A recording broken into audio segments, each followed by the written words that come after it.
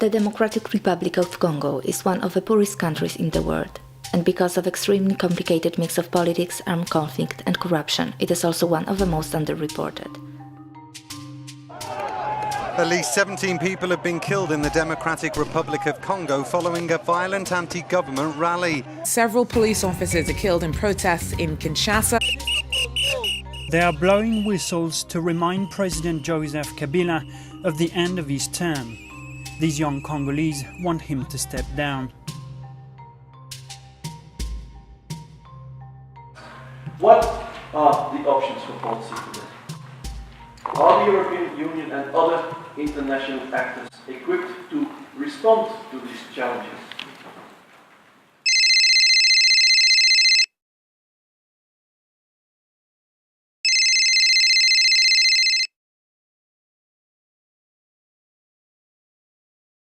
These are minerals that are used basically to make smartphones and to make the size of technology smaller.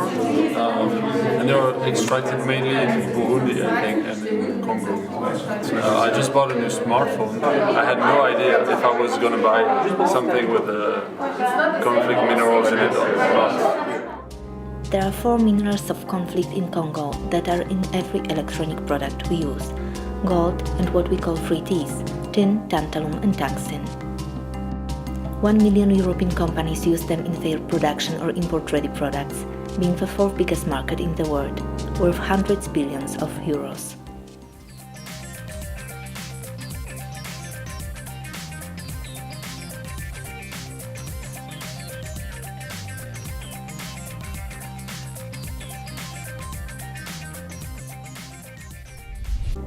The armed groups act in Congo like a mafia. The mines are controlled and taxed by the armed groups that smuggle minerals to the neighboring countries, and then are transported to smelters on another continents, where they are mixed together with minerals from all around the world. Ce serait une grande chance pour la RDC d'avoir toutes ces ressources naturelles pour le développement de mon pays, pour aider les hommes, les femmes, les jeunes, les paysans à changer leurs conditions socio-économiques. Malheureusement, depuis plusieurs années déjà, ces minerais ont été une source de souffrance et des mauvaises conditions pour ces populations. Ces minerais participent beaucoup plus à l'enrichissement de la petite élite locale et à la rente sur place, plutôt que de participer au développement local, et beaucoup plus participent pour les pays du Nord qui en font l'exportation. For more than a century, Congo has been plagued by regional conflicts and a deadly scramble for its vast natural resources. In fact, greed for Congo's resources has been a principal driver of atrocities and conflicts throughout Congo's history.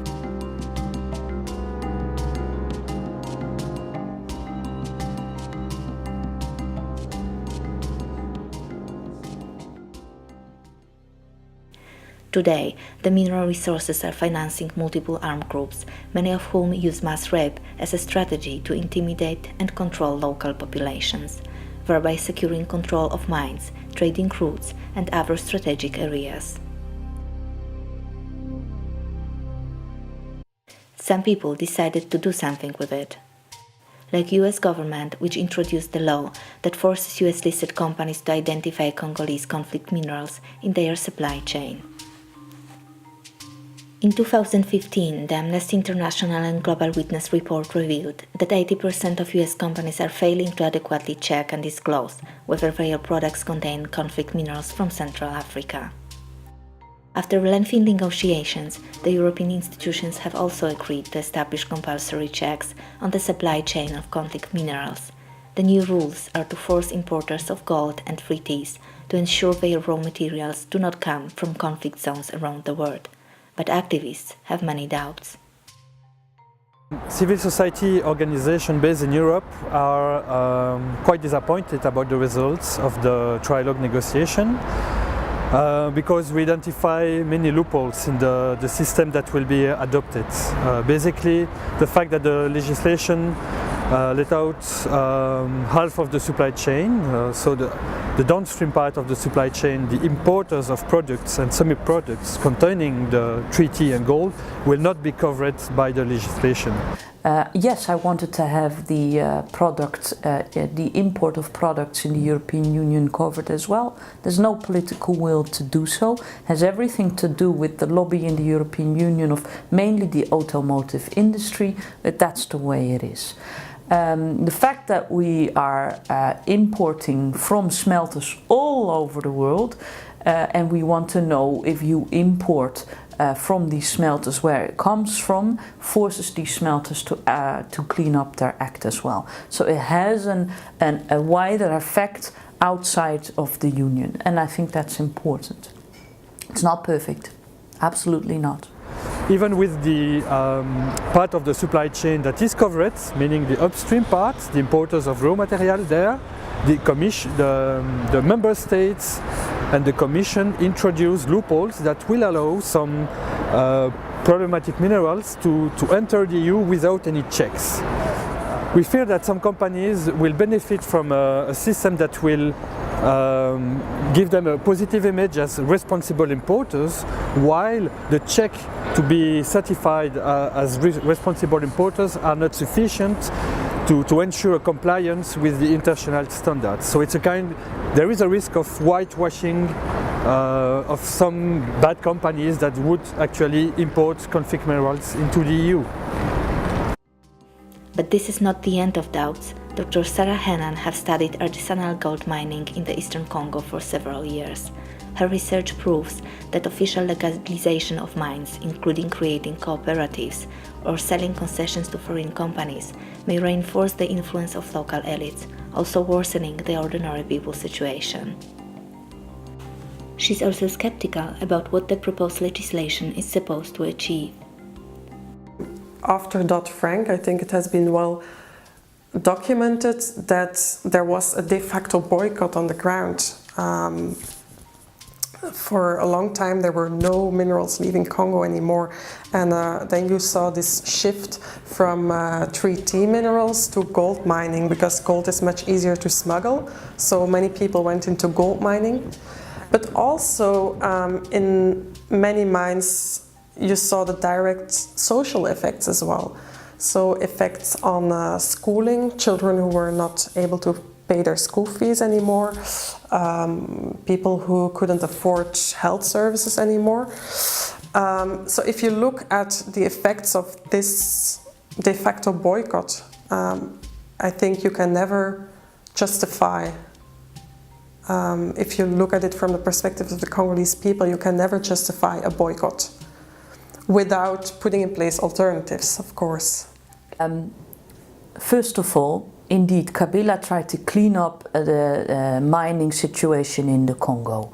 That might have been mentally triggered by Dodd-Frank, but it's not a result of the legislation as such. The legislation only came officially in function January 1, 2013.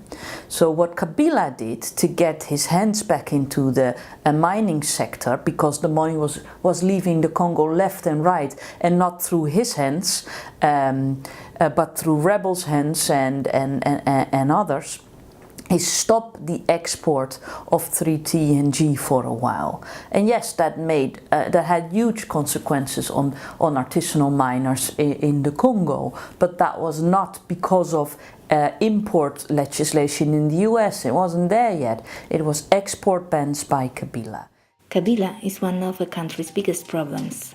The Congolese president refused to step down despite the expiration of his mandate in December 2016. He built with his family and foreign friends a network of businesses that reaches into every corner of Congo's economy, including mines. Kabila's refusal threatened to thrust his country back into the kind of chaos that cost millions of lives after his father took power nearly 2 decades ago. At a certain moment, the greed for mineral resources certainly played a role in perpetuating the conflict. But I think by now it has been well established that mineral resources didn't cause the conflict. So that's a first flaw, I think, in the conflict mineral discourse. That resources exploitation is not the cause of the conflict. There's multiple causes. And then if you look at the situation today, you see that many rebel groups are still active in some parts of Eastern Congo. They have really diversified their financing base. So many of them don't depend so much on mineral extraction anymore. They depend on other forms of trade, for example, which they tax, even on agriculture, timber, a very diversified resource base.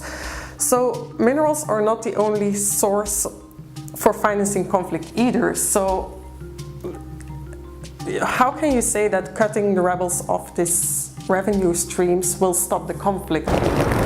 As EURAC, the European Network for Central Africa, we always ask for regulation because we think that companies must change their practices. But we always say at the same time that a legislation itself will not solve the problem of instability and violence in, by example, the Eastern DRC. It's a contribution of the EU to a kind of solution, but we do need other kind of measures, what we call the accompanying measures to the regulation, meaning development cooperation measures, diplomatic efforts to put pressure on Rwanda, on Burundi, on Uganda, to stop the illegal trafficking of minerals from DRC to the neighboring countries. And if the member states and the Commission is not also dedicating important means to target the issue of local governance of the artisanal mining,